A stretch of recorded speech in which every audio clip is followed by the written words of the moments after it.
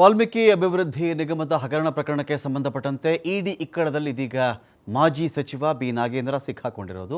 ಬೆಳಗ್ಗೆಯಿಂದ ವಿಚಾರಣೆಯನ್ನು ಮಾಡಿದೆ ಇಡಿ ಅಥವಾ ಜಾರಿ ನಿರ್ದೇಶನಾಲಯದ ಅಧಿಕಾರಿಗಳು. ಬೆಳಗ್ಗೆಯಿಂದ ಕೂಡ ವಿಚಾರಣೆಯನ್ನು ಮಾಡಿದ್ದಾರೆ. ಬಂಧನ ಅಂತ ತೋರಿಸಿದ ತಕ್ಷಣ ಕ್ಲಾಕ್ ಟಿಕ್ ಟಿಕ್ ಶುರುವಾಗುತ್ತಲ್ಲಿ.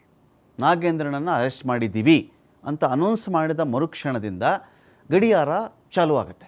24 ಗಂಟೆಗಳ ಒಳಗಾಗಿ ನ್ಯಾಯಾಲಯಕ್ಕೆ ಹಾಜರುಪಡಿಸಬೇಕು ಅಂಥೇಳಿ. ಹಾಗಾಗಿ ಇವರು ಇದನ್ನು ವಶಕ್ಕೆ ಪಡ್ಕೊಂಡಿರೋದು ಅಂತ ಮಾತ್ರ ಕನ್ಸಿಡರ್ ಮಾಡಬೇಕೋ ಅಥವಾ ಬಂಧನವನ್ನೇ ಅಂತ ಹೇಳಬೇಕೋ ನಮಗೆ ಗೊತ್ತಿಲ್ಲ. ಇನ್ನೂ ಕೂಡ ಅಫಿಷಿಯಲ್ ಆಗಿ ಇಡಿ ಅವರಂತೂ ಹೇಳಿಲ್ಲ, ಆದರೆ ಬಂಧನ ಆಗಿದೆ ಅಂತ ಕೇಳಿ ಬರ್ತಾ ಇದೆ ನಮಗೆ.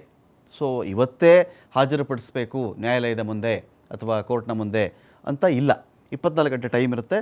ನಾಳೆ ಬೇಕಾದರೂ ಹಾಜರುಪಡಿಸಬಹುದಾಗುತ್ತೆ. ಮೊದಲು ವೈದ್ಯಕೀಯ ಪರೀಕ್ಷೆಗೆ ಕರೆದುಕೊಂಡು ಹೋಗ್ತಾರೆ. ಒಂದು ವೇಳೆ ಬಂಧನ ಆಗಿದ್ದರೆ ತಮ್ಮ ವಶಕ್ಕೆ ಪಡೆದುಕೊಳ್ಳುವ ಮುಂಚೆ ಆರೋಪಿಯೊಬ್ಬನ ದೇಹಸ್ಥಿತಿ, ಆರೋಗ್ಯ ಸ್ಥಿತಿ ಹೇಗಿತ್ತು ತಿಳ್ಕೊಳ್ಬೇಕಾಗತ್ತೆ. ಅದು ಕಾನೂನು ಕೂಡ. ಆ ಪ್ರಕಾರ ಅವರು ಆಸ್ಪತ್ರೆಗೆ ಹಾಜರುಪಡಿಸ್ತಾರಲ್ಲಿ ವೈದ್ಯಕೀಯ ಪರೀಕ್ಷೆಗಳನ್ನು ಮಾಡಿಸ್ತಾರೆ. ಬೌರಿಂಗ್ ಅಥವಾ ವಿಕ್ಟೋರಿಯಾ ಆಸ್ಪತ್ರೆಗೆ ಕರ್ಕೊಂಡು ಹೋಗುವಂತಹ ಸಾಧ್ಯತೆ ಇದೆ.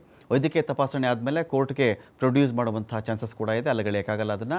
ನಾಳೆ ಸಂಜೆ ತನಕ ಸಮಯ ಇರುವ ಹಿನ್ನೆಲೆಯಲ್ಲಿ ನಾಳೆ ಕೂಡ ಕೋರ್ಟ್ನ ಮುಂದೆ ಪ್ರೆಸೆಂಟ್ ಮಾಡಿಸಬಹುದು.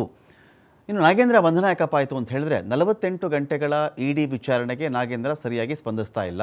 ನನಗೆ ಗೊತ್ತಿಲ್ಲ, ನನ್ನನ್ನು ಕೇಳಬೇಡಿ, ನನಗೆ ಗೊತ್ತಿಲ್ಲ ಅಂತ ಅಕಸ್ಮಾತ್ ಹೇಳಿದರೆ ಅದು ಸ್ವಾಮಿ ಇವರು ವಿಚಾರಣೆಗೆ ಸಹಕರಿಸ್ತಾ ಇಲ್ಲ, ನಮ್ಮ ವಶಕ್ಕೆ ಕೊಟ್ಟುಬಿಡಿ ಕೇಳಬಹುದು. ಸಾಕ್ಷ್ಯ ನಾಶವಾಗುವಂಥ ಆತಂಕ ಇದೆ ಸ್ವಾಮಿ, ಪ್ರಭಾವಿ ವ್ಯಕ್ತಿ ಇದ್ದಾರೆ, ಹಾಗಾಗಿ ನಮ್ಮ ವಶದಲ್ಲಿ ಕೊಟ್ಟುಬಿಡಿ ಇವ್ರನ್ನ ಅಂತ ಕೂಡ ಕೇಳಬಹುದು. ನೋಡಬೇಕಾಗತ್ತೆ ಕೋರ್ಟ್ನ ಮುಂದೆ ಈ ಥರ ಹೇಳಿದಾಗ ಕೋರ್ಟ್ ಏನು ಹೇಳುತ್ತೆ ಅಂಥೇಳಿ. ಮತ್ತಿಕೆರೆ ICICI ಬ್ಯಾಂಕ್ ವಹಿವಾಟಿನ ಬಗ್ಗೆ ಮೌನ ವಹಿಸಿರುವುದು ನಾಗೇಂದ್ರ.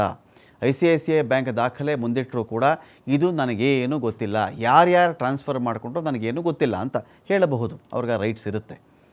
ಈಗ ಡೈರೆಕ್ಟಾಗಿ ನಾನು ಮಾಡಿದ್ದೀನೇನ್ರಿ, ಟ್ರಾನ್ಸ್ಫರ್ ಮಾಡಿದ್ದೀನ ಹೇಳಬಹುದು.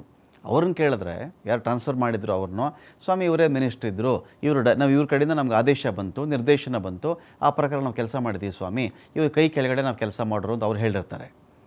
ಇವ್ರನ್ನ ಕೇಳಿದ್ರೆ ನನಗೂ ಇದಕ್ಕೂ ಸಂಬಂಧ ಇಲ್ಲ, ಅವ್ರೇನು ಮಾಡ್ಕೊಂಡ್ರು ಅವ್ರನ್ನೇ ಕೇಳಿ ಅಂತ ಇವ್ರು ಹೇಳಿರಬಹುದು. ವಿಚಾರಣೆ ಮಾಡಬೇಕಾದ್ರೆ PA ಹರೀಶ್ಗೆ ಏನೋ ಕಣ್ಸನ್ನೆ ಮಾಡಿದ್ರು ಅಂತ ಹೇಳ್ತಾರೆ. ಇರಲಿ, ನಾಗೇಂದ್ರನ ಮುಖ ನೋಡಿಕೊಂಡು ಇಡಿ ಅಧಿಕಾರಿಗಳ ಪ್ರಶ್ನೆಗೆ PA ಹರೀಶ್ ಉತ್ತರಿಸ್ತಾ ಇದ್ರಂತೆ. ಇಡಿ ಕಚೇರಿಗೆ ಕರ್ಕೊಂಡು ಹೋಗಿದ್ದಾರೆ PA ಹರೀಶ್ನ. ವಿಡಿಯೋ ಸ್ಟೇಟ್ಮೆಂಟನ್ನು ಆಲ್ರೆಡಿ ಮಾಡಿಸ್ಕೊಂಡಿದ್ದಾರೆ. ವಿಡಿಯೋ ಸ್ಟೇಟ್ಮೆಂಟ್ನಲ್ಲಿ ನಾಗೇಂದ್ರ ಪಾತ್ರದ ಬಗ್ಗೆ ಹರೀಶ್ ಹೇಳಿದ್ದಾರಂತೆ. ಮತ್ತು ನಾಗೇಂದ್ರ ಮನೆಗೆ ಕರ್ಕೊಂಡು ಬಂದಾಗಲೂ ಕೂಡ PA ಹರೀಶ್ ಮೌನಕ್ಕೆ ಶರಣಾಗಿರೋದು. ಈಗ ವಿಡಿಯೋ ಸ್ಟೇಟ್ಮೆಂಟಲ್ಲಿ ಹೇಳು, ಸಪ್ರೇಟಾಗಿ ವಿಚಾರಣೆ ಮಾಡಿದಾಗ ಹೇಳು ಅಂದರೆ ಹೇಳ್ತಾರೆ, ಹೇಳಕ್ಕೆ ರೆಡಿ ಯಾರು, ಹರೀಶು. ನಾಗೇಂದ್ರ ಮುಂದೆ ಕೂರಿಸಿದ್ರೆ ಮಾತೇ ಇಲ್ಲ. ನಾಗೇಂದ್ರ ಮನೆ ಕರ್ಕೊಂಡು ಹೋದರೆ ಮಾತೇ ಇಲ್ಲ. ಏನು ಕೇಳಿದ್ರು ನನಗೆ ಗೊತ್ತಿಲ್ಲ ಅಂತ ಒಂದು ಕಡೆ ನಾಗೇಂದ್ರ, ಒಂದು ಕಡೆ ಇದೀಗ ಹರೀಶ್. ಈ ಸ್ಥಿತಿಲಿ ಈ ಕೇಸ್ ಇದೆ ಸದ್ಯಕ್ಕೆ.